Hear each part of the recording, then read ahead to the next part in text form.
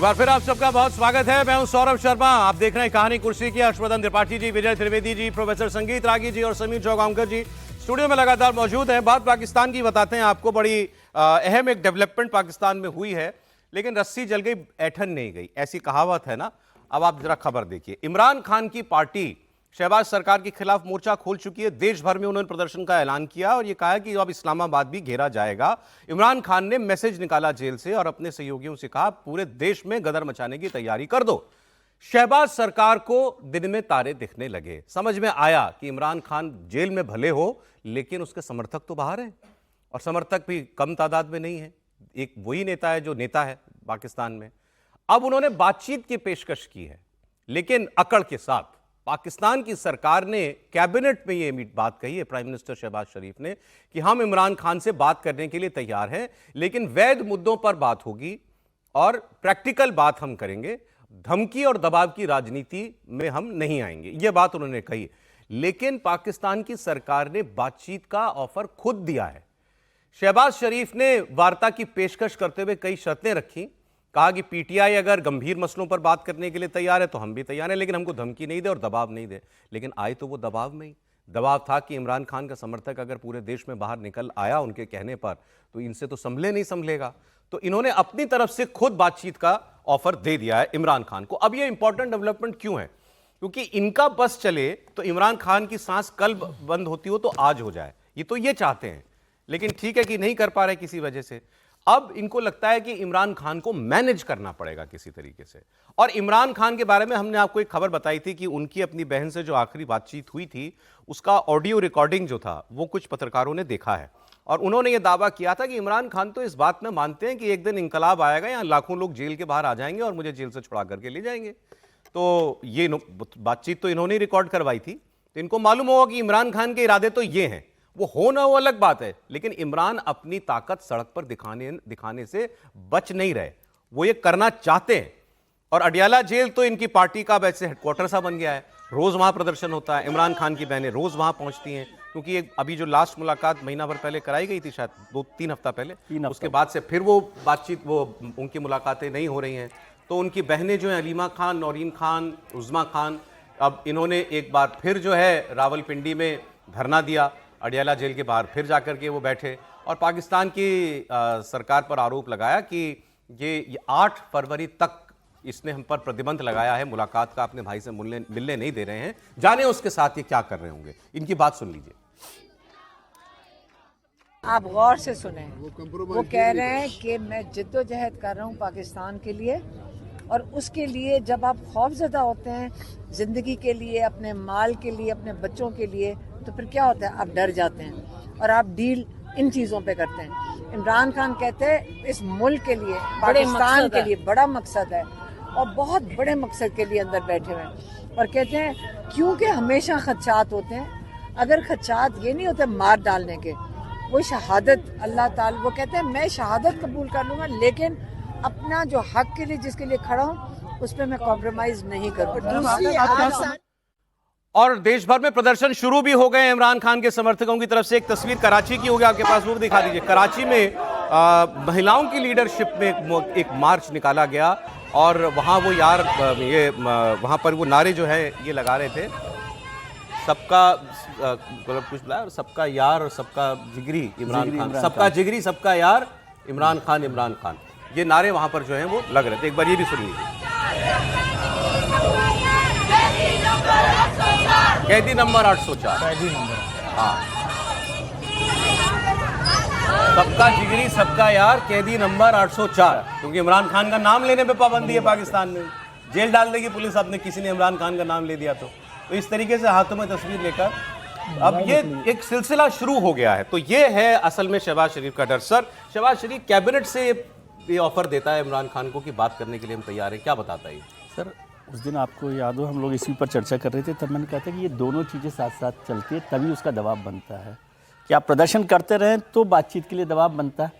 और वही दबाव है, केवल बातचीत के लिए वो तैयार हो गया ऐसा नहीं ना। सड़क पर जब जनता आ जाती है तो कोई भी सरकार हो, कोई भी तानाशाह हो, कोई भी प्रधानमंत्री हो, वो दबाव में आता ही है। ये दबाव साफ साफ दिखाई दे रहा है शहबाज सरकार पर कि सड़क पर हर दिन इतने लोग, हज़ारों हज़ार लोग पाकिस्तान में अलग अलग इलाकों में भी आ रहे हैं और उस दबाव के बाद, और इसीलिए इमरान खान ने भी ये रास्ता निकाला कि मान लीजिए केवल प्रदर्शन करते रहते और बातचीत के लिए कहीं तैयार नहीं होते तो भी रास्ता तो उनका नहीं सुलझता ना, उनको तो जेल में रहना पड़ता। इमरान ये ऑफर ले लेंगे, इमरान ये ऑफर ले लेंगे कि बातचीत हो सकता है उसमें शर्तों पर ये बात होगा, ये होगा, वो इतना आसान काम नहीं है। दोनों चीज़ें होती है, सरकार होती है वो दबाव अलग तरीके से बनाती है।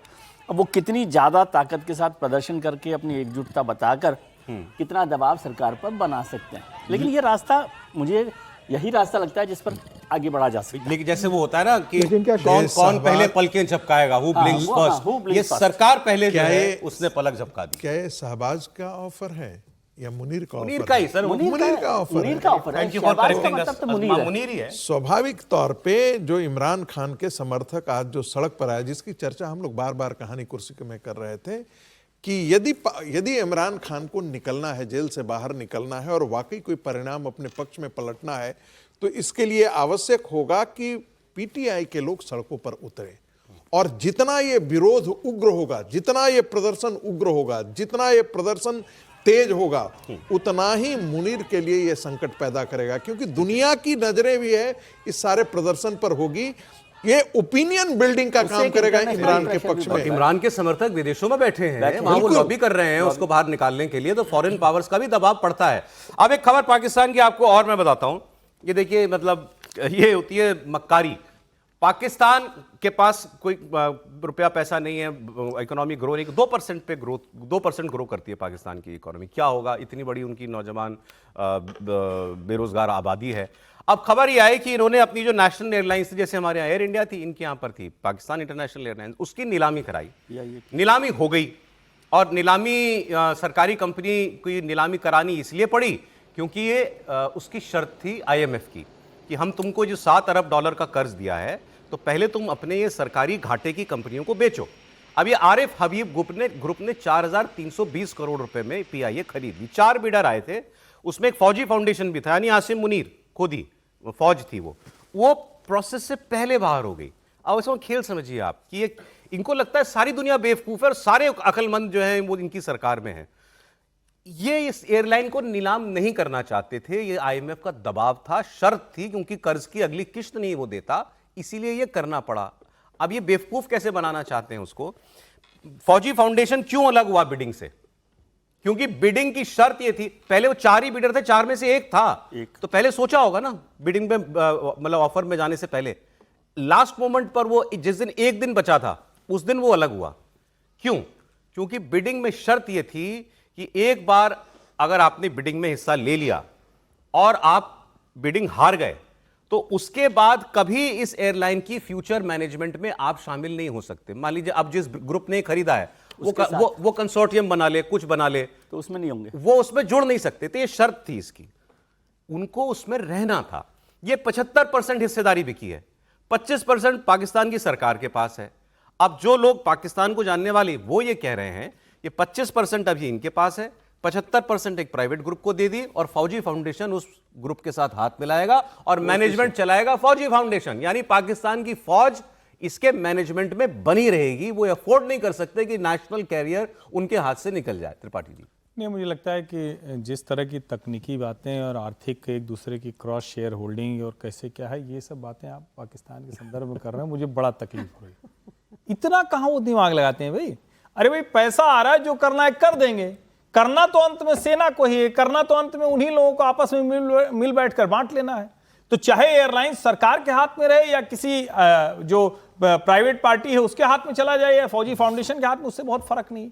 असली बात क्या है कि क्या ये कर्ज की किस्त लेने के बाद भी ये वाली एयरलाइंस भी चल पाएगी? क्योंकि पाकिस्तान के जो हालात हैं उसमें ये एयरलाइंस भी बचेगी क्या?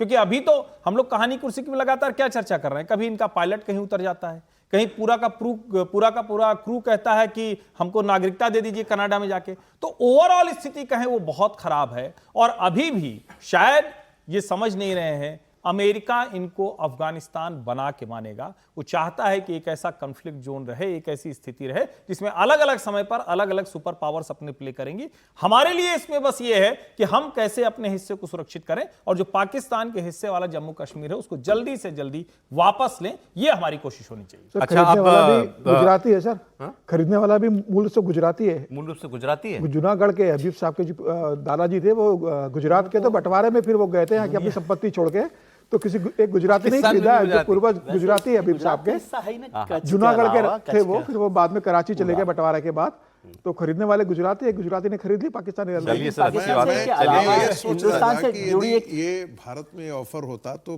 पता नहीं कितने कितने अरब कितने लाखों लोग हैं जो इसको खरीदने के लिए तैयार हो जाते हैं। 115 अरब। लेकिन एक जानकारी मैंने भारत से जुड़ी हुई भी एयरलाइंस को लेकर कि भारत में सरकार ने जब से एयर इंडिया को बेचा है उसके बाद से रिकंसिडरेशन हो रहा है कि भारत सरकार की भी एक मतलब इंडियन एयरलाइंस तो और एयरलाइन होनी चाहिए और उसको बहुत गंभीरता से विचार और बहुत जल्दी शायद आपको मिल सकती है। चले अगली खबर, अभी जो हालात हैं उसमें रेगुलेटर के तौर पर भी काम कर सकता है। अच्छा, अगली खबर मैं आपको बता रहा हूँ, एक बयान वहाँ की पत्रकार है आरजू काजमी का, वो सुनाएंगे।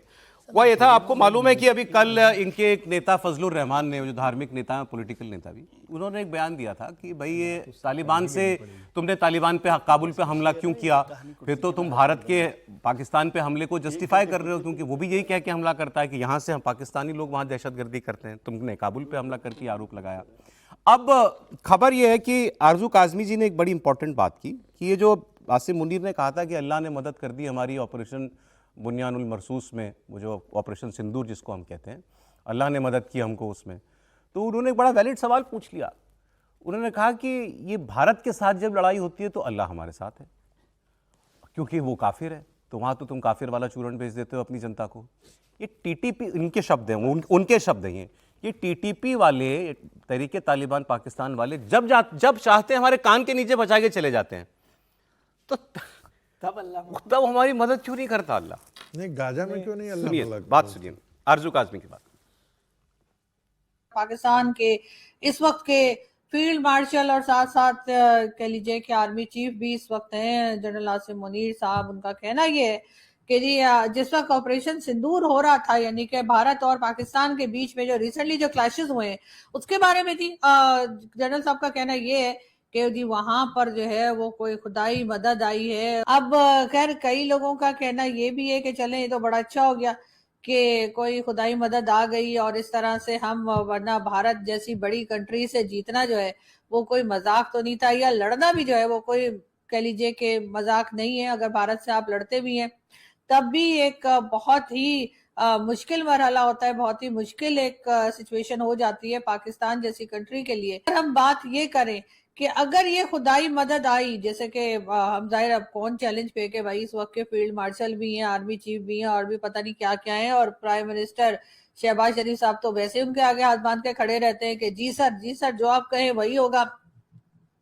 हर तरह के मेडल वेडल और अपनी प्रमोशन सब करवा चुके हुए हैं वो, लेकिन साथ ही उनका ये कहना कि जी कोई खुदाई मदद आ गई थी जिसकी वजह से बहुत जबरदस्त तरीके से, यानी खुदा भी उस वक्त जो है वो पाकिस्तान के साथ था और इस वजह से हम भारत से जीते। तो फिर मुझे पूछना ये था कि ये खुदाई मदद जो है ये अफगानिस्तान के वक्त कहाँ चली जाती है, जब इस वक्त अफगानिस्तान से हमारे ऊपर अटैक हो रहे हैं, टीटीपी के अटैक चल रहे हैं, टीटीपी वाले रोज कान के नीचे दो लगा के जा रहे हैं, ऐसे में वो खुदाई मदद हमें क्यों नहीं मिल रही? भारत के वक्त तो हम एक काफिर वाला भाई, पहले तो इनकी सर प्रशंसा करनी पड़ेगी, पाकिस्तान में रहकर इस किस्म की बातें कह देना, इस तरीके से बोलना और खुलकर आसिम मुनीर के खिलाफ बोलना। अरे बात तो वो ठीक ही पूछ रही हैं, सीधा पूछा है। नहीं, टीटीपी वालों की तरफ क्यों नहीं, साथ लड़ाई में क्यों नहीं मदद आती? सारी बातें ठीक बोलती है, मतलब सरकार से सारे प्रश्न बराबर पूछती है, लेकिन इस बात में इतना स्पष्ट पूछ लेना कि भाई जब भारत से युद्ध लड़ते तो आप कहते हो कि आप अल्लाह आपकी मदद के लिए आ रहे हैं, लेकिन जब तालिबान से और टीटीपी से आप लड़ते हो और वो बताया कि कान के नीचे दो बजा के चला जाता है, लेकिन तब आपके लिए अल्लाह बचाने नहीं आते, तो सीधे सीधे आसिम मुनीर से उसने जो जिस तरह से प्रश्न उठाया है वो पूरी सेना को, सरकार को कटघरे में खड़ा करा है। मुझे लग रहा है बहुत बहादुरी की बात है कि पाकिस्तान में रहकर इस तरीके से सरकार से प्रश्न पूछ लेना और एक्सपोज करना, वहां एक डिक्टेटर को एक्सपोज किया है कि आप किस तरीके से देश के अवाम से आप झूठ बोल रहे देश के अवाम से, पूरा एक्सपोज किया आसिम मुनीर को उसने। अब आसिम मुनीर की बात आपको बताता हूं, 2-3 चिंताजनक खबरें, मैं तो इनको ऐसे कहूंगा। पहले तो ये सऊदी अरेबिया भी जब गया था, हाँ ये तस्वीर, गले में एक और वो पुराने वाला विजुअल चलेगा, गले में एक वो ग्रीन कलर का आपको एक दिख रहा है ना, ये एक मेडल है, और जो यहाँ तो जगह बची नहीं, वो तो जितने पीतल के लगा सकते थे लगा लिए, हाँ फील्ड मार्शल बनने के बाद, तो गले में एक लटका लिया। सऊदी अरब ने, सीरियस नोट, सऊदी अरब ने इनको अपना सर्वोच्च नागरिक पुरस्कार वो दिया है, king Abdul Aziz medal of excellence ये अवार्ड इनको जो है वो दिया गया है। और सऊदी अरब से इनका भी एक ये समझौता भी हुआ था कुछ कुछ नेटो जैसा कि हम पे हमला तुम पे हमला एक माना जाएगा, दूसरा देश मदद के लिए आएगा। इशारों में पाकिस्तान ने ये भी कहा था कि हम न्यूक्लियर जो हमारे वेपन्स हैं वो भी हम शेयर कर सकते हैं सऊदी अरब के साथ। तो उसके बाद इनको जो है ये अवार्ड मिलना, अवार्ड यहां मिला और दिल से प्रशंसा निकली ट्रंप के। ट्रंप ने बोला कि उन्होंने एक बार फिर कहा कि मैंने भारत पाकिस्तान की जंग रुकवाई, और पाकिस्तान के प्रधानमंत्री, और फिर उन्होंने कहा एक बहुत काबिल उनका जनरल है, नाम तो उनको याद रहेगा नहीं, आसिम मुनीर का नाम याद रहेगा, उन्होंने कहा एक बड़ा काबिल उनका जनरल है, उसने मुझे कहा कि आपने न्यूक्लियर वॉर रुकवाई है और 10 लाख लोग मारे जाते कम से कम, 1 करोड़ लोग, सॉरी 10 मिलियन बोला ना, 1 करोड़ लोग मारे जाते, तो वो जंग मैंने रुकवाई, वो मुझे पाकिस्तान के जनरल ने मुझे कहा कि इसके लिए आपको थैंक यू। नोबेल मिलना चाहिए। Think of it, we stopped a potential nuclear war between Pakistan and India, and the head of Pakistan, highly respected general, he's a field marshal, and also the Prime Minister of Pakistan said President Trump saved 10 million lives, maybe more, by getting that war. You know, 8 planes were shot down. That war was starting to rage. And he actually said the other day that President Trump saved 10 million lives, maybe more. So we solved all these wars. The only one I haven't solved yet is Russia, Ukraine. देखिए आसिम मुनीर, हम लोग कुछ आते हैं, हम लोग मजाक में भी करते हैं, लेकिन गंभीर बात यह है कि आसिम मुनीर ने पहले पूरे पाकिस्तान पे कब्जा कर लिया और अब वो जो है दुनिया भर में घूमता फिर रहा है और दुनिया भर में अपनी एक कॉन्स्टिट्यूंसी बनाने की कोशिश कर रहा है, खासकर मुस्लिम वर्ल्ड में, क्योंकि ट्रंप को तो वो पहले ही वो बक्से में कुछ बेच आया है, तो अब वो मुस्लिम दुनिया में भी लगा, कभी लीबिया, कभी सऊदी अरेबिया, कभी कहीं यूएई, कभी कहीं।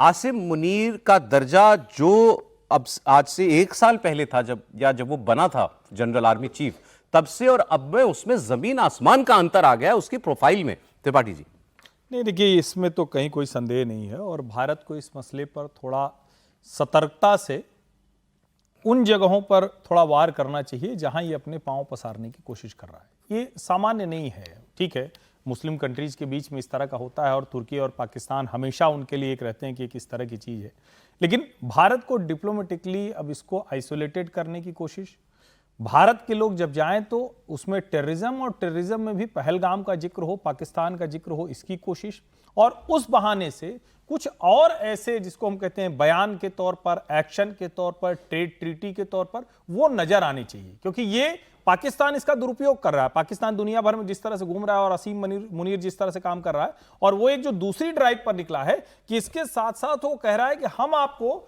जो डिफेंस के मसले पर है आपके साथ खड़े हुए, जो देश कभी लड़ नहीं पाया, जीत नहीं पाया, जो दूसरे के हथियारों पर निर्भर है, अगर वो ये बेच ले रहा है तो ये अच्छा नहीं, इस पर भारत को काउंटर करना ही चाहिए। अब ये जो बात सर मैं आपके पास आ रहा था, एक खबर बता दूं मैं, क्योंकि जहां से उन्होंने छोड़ा वही जुड़ती है खबर, वो लीबिया वाले शॉट्स चलाएगा मीटिंग वाले। कल हमने आपको बताया था वहां उसने कैसे मौलानाओं की तरह बातें की कि अल्लाह ने कहा है खूब ताकतवर बनो, जितने मुस्लिम मुल्क हैं वो सब लोग ताकत जमा करें और अल्लाह के दुश्मनों के दिलों में जो है दहशत पैदा करें। ये लीबिया गया हुआ था। खबर कल की ये है कि लीबिया के सेना प्रमुख लेफ्टिनेंट जनरल मोहम्मद अली अहमद अल हद्दाद की प्लेन क्रैश में मौत हो गई। प्राइवेट जेट था, तुर्की की राजधानी अंकारा से टेक ऑफ हुआ, कुछ देर बाद ही हादसे का शिकार हो गया। लेकिन ये वो सेना प्रमुख नहीं है जिनसे आसिम मुनीर मिला था। लीबिया में 2 सरकारें चलती हैं, सिविल वॉर है। वेस्ट जो लीबिया है वहां जो सरकार है उसकी सेना के प्रमुख की मौत हुई है तुर्की में से टेक ऑफ करते ही। और ये जिनसे मिला था, जिस व्यक्ति से आसिम मुनीर लीबिया जाकर के, उसके पास ईस्ट और साउथ लीबिया जो है वो उसके कब्जे में है, लेकिन यूएन मान्यता प्राप्त वो फैक्शन है जिसके सेना प्रमुख की आज मौत हुई है। और जिनको ये हथियार बेच के आया उसको यूएन चार्टर, अभी फिलहाल यूएन के प्रतिबंधों की वजह से हथियार बेचना मना है, आर्म्स एम्बार्गो लगा हुआ है, उसके बावजूद वो वहां जाके हथियार बेच के आए। ये बड़ी बात जो त्रिपाठी जी कह रहे थे। तो ये सर कुछ मुस्लिम दुनिया का भी रीअलाइनमेंट है ये? नहीं, मैं देखिए मुस्लिम दुनिया का रीअलाइनमेंट बहुत जोरों से है, और ख़ास करके जब से इजराइल ने गाजा के अंदर जो ये किया है उसके बाद से आप रीअलाइनमेंट आप देखने को आपको मिलेगा। डिफेंस डील तक जो नाटो जैसा जिस पैटर्न का सऊदी अरब ने किया वो एक गंभीर बात है, और गंभीर इसलिए शुरू में लोगों ने कहा, डिप्लोमेट्स वगैरह लोगों से बात हुई तो कहा कि देखिए वो स्थिति तक जाएगी ही नहीं, लेकिन जब आपका पेपर पर पड़ जाता है तो सबसे ज़्यादा आर्थिक तौर पर जो कमजोरी है पाकिस्तान की, हम उसको भी तो युद्ध में भुनाते हैं। और वो बहुत बड़ी चीज़ है कि भाई कोई उसको आर्म्स देने के लिए नहीं तैयार होता है, अमेरिका दे देता है, लेकिन चाइना देने से पहले 10 कंडीशंस लगाता है। यदि उसको सऊदी अरब जैसा एक संपन्न देश जो है वो उसके साथ आकर के खड़ा हो जाता है तो भारत के लिए मुसीबतें बढ़ जाती हैं। दूसरी बड़ी बात है जो बांग्लादेश में हो रहा है, बांग्लादेश के अंदर भी ऐसा ध्यान में आ रहा है, ऐसा कहा जा रहा है कि बांग्लादेश के अंदर भी जिस प्रकार से सऊदी अरब के साथ पाकिस्तान ने डील किया है, उसी प्रकार का डील जो है वो पाकिस्तान समझौता हो सकता है दोनों के बीच में, गुंजाइश है और बात बहुत आगे बढ़ गई है। Yes. और जिसको कहते हैं कि न्यूक्लियर प्रोटेक्शन देने की भी बात उसमें चल रही है। यदि ऐसा होगा तो कल इसी बात पर चर्चा रही थी, भारत को इसको प्रीएम्प्ट करने की कोशिश है। जैसे, बस से एक लाइन जोड़ूंगा, जिस प्रकार से रसिया ने यूक्रेन में नेटो को प्रीएम्प्ट किया, समय रहते भारत को कुछ न कुछ करके इसको प्रीएम्प्ट। सर आपने बहुत अच्छी बात की, खबर बता दी आपने। SCO की बैठक में भी चर्चा हो गई, पाकिस्तान, बांग्लादेश और चाइना को तीनों नहीं, ये जो बात कह रहे हैं सर, ये सऊदी अरब पाकिस्तान की तर्ज पर पाकिस्तान बांग्लादेश में समझौता, ये खबर है और उसमें military exercises, training, intelligence sharing पर SCO की बैठक में अलग से पाकिस्तान, चाइना और बांग्लादेश में बैठक हुई है। तो ये गंभीर बात है और भारत की कोशिश ये है, क्योंकि हमारा शेख हसीना तो चुनाव नहीं लड़ सकती, तो बीएनपी पे भारत दाव लगा रहा है। ऐसा सुनने में आ रहा है बीएनपी पर कि खालिदा जिया की पार्टी जो है वो किसी तरह चुनाव में मजबूत हो और चुनाव जीते, क्योंकि वो फिर भी ट्रेडिशनल पार्टी है, वो ऐसा कुछ नहीं करेगी, भारत के साथ वो संबंध खराब नहीं करना चाहेगी।